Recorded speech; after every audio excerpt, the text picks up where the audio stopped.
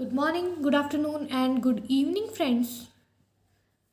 जैसे कि हमने लास्ट वीडियो में क्वेश्चन नंबर 12.12 एंड 12.13 को कंप्लीट कर दिया था। अब हम इस वीडियो में क्वेश्चन नंबर 12.14 को स्टार्ट कर रहे हैं, जिसका क्वेश्चन कहता है कि classify the following reaction in one of the reaction type which studies in this unit. हमने इस यूनिट में बहुत सारी रिएक्शंस को पढ़ा है, जैसे एडिशन, सब्स्टिट्यूशन, न्यूक्लियोफिलिक एडिशन और rearrangement type reactions, elimination reactions, isomerization reactions. हमने बहुत सारी रिएक्शंस को इसमें पढ़ा है। इस रिएक्शंस के बेसिस पे हमें ये बताना है कि इनमें से जो रिएक्शंस यहाँ दी हुई हैं वो किस ग्रुप में आती हैं। और जो फर्स्ट ग्रुप है वो है CH3CH2Br। HS नेगेटिव के साथ जब रिएक्शन करता है तो प्रोडक्ट हमारे पास ये बनता है। जब कोई न्यूक्लियोफाइल दूसरे न्यूक्लियोफाइल के साथ रिएक्शन करता है और उसके बाद उसकी जगह दूसरा आके अटैच हो जाता है तो उसे न्यूक्लियोफिलिक सब्स्टिट्यूशन रिएक्शन कहते हैं। Br भी एक न्यूक्लियोफाइल है और HS नेगेटिव भी एक न्यूक्लियोफाइल है। अब हम नेक्स्ट करते हैं तो CH3 का whole twice, C double bond CH2 plus HCl, हमें ये करना है। ओके, अब हम इसमें H और H पॉजिटिव और Cl नेगेटिव को तोड़ लेते हैं। तो जो है यहाँ पर बॉन्ड जब टूटेगा वो कुछ इस टाइप से टूटेगा, क्योंकि जो कार्बोकेटाइन है वो ये वाला स्टेबल है। इसका स्ट्रक्चर ऐसा दिखेगा,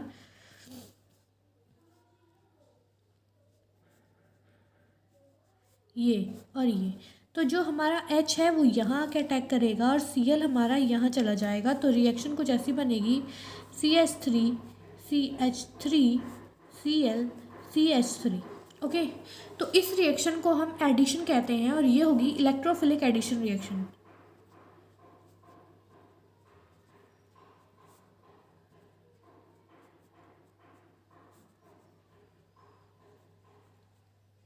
एडिशन रिएक्शन, ये रिएक्शन इसे कहते हैं हम इलेक्ट्रोफिलिक एडिशन रिएक्शन।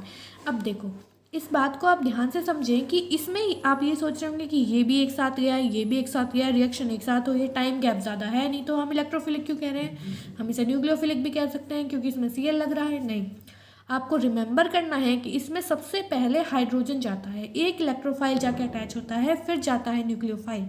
क्योंकि अगर ये नहीं जाएगा तो ये स्टेबिलिटी कार्बोकेटाइन की नहीं बनेगी, और कार्बोकेटाइन की स्टेबिलिटी नहीं बनेगी तो न्यूक्लियोफाइल अटैच नहीं हो सकता।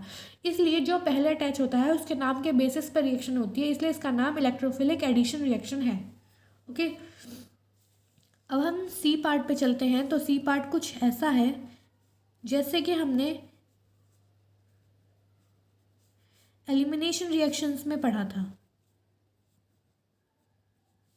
अब देखो, ये जो नेगेटिव चार्ज है ना, ये यहाँ से एक हाइड्रोजन निकालेगा, CH2, ये हाइड्रोजन लेके यहाँ चला जाएगा और यहाँ पानी का मॉलिक्यूल बना लेगा।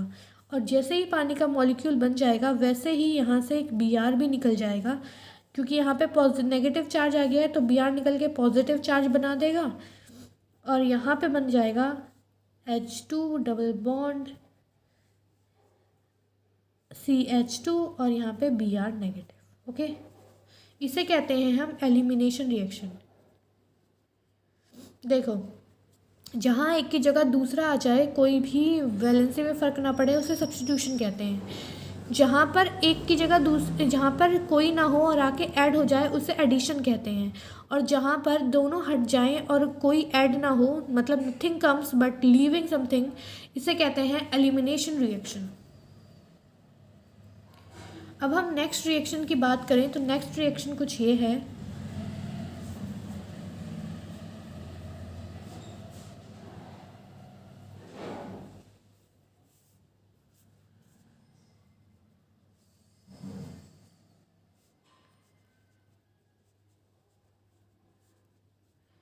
तो देखो, यहाँ से ये जो H है वो इसके साथ रिएक्शन करेगा और पानी बन के निकल जाएगा। तो H2O निकल गया। अब यहाँ पे बना कार्बोकेटाइन, ठीक है, क्योंकि न्यूक्लियोफाइल गया है तो यहाँ बना carbocation.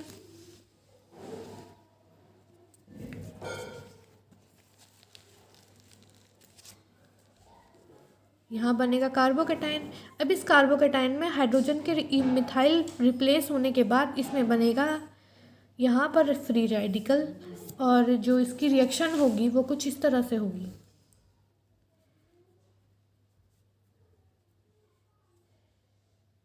Br plus CH3 plus CH2 और CH3। ये होगी इसकी आगे की रिएक्शंस। आपको ये क्वेश्चन आसानी से समझ में आ गया होगा। फिर भी कोई डाउट हो तो आप कमेंट बॉक्स पर कमेंट कर दीजिएगा। अब ये है क्वेश्चन नंबर 12.15। क्वेश्चन नंबर 12.15 कहता है what is the relationship between the memory members of following pairs of structures. इन सब पेयर में स्ट्रक्चर्स के रिलेशनशिप क्या है। Are they structurally or geometrically isomer or resonance contributor. देखो अब हम इसकी बात करें तो ये है 1 2 3 4 5 और ये भी 1 2 3 4 5। एक बार आप अपने आप कोशिश करें, then I will tell you question number 8।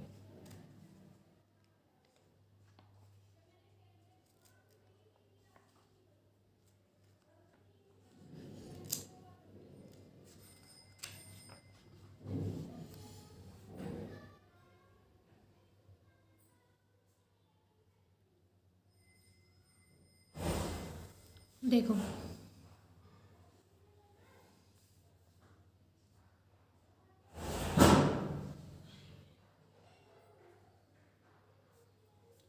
जब हम फर्स्ट की बात करते हैं तो ये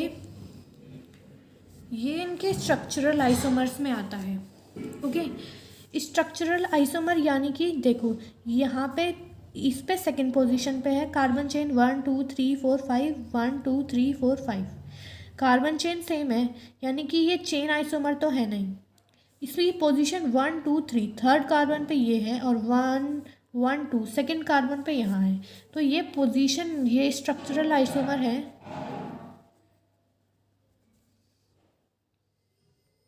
और जिसका पार्ट है ये पोजीशन आइसोमर।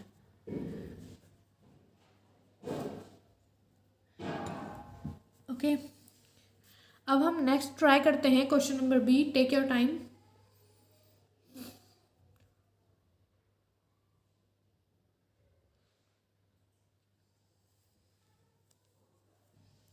तो देखो ये ज्योमेट्रिकल आइसोमर में आते हैं।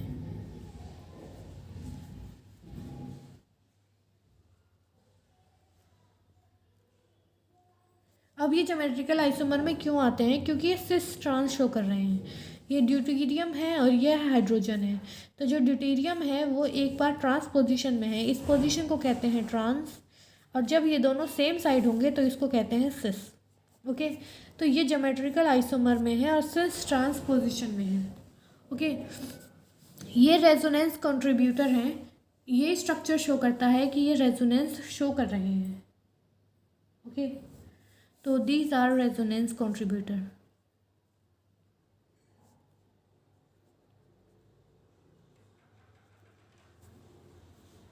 I hope you will understand the well questions, and if any doubt you get, then comment on the comment box. Thank you.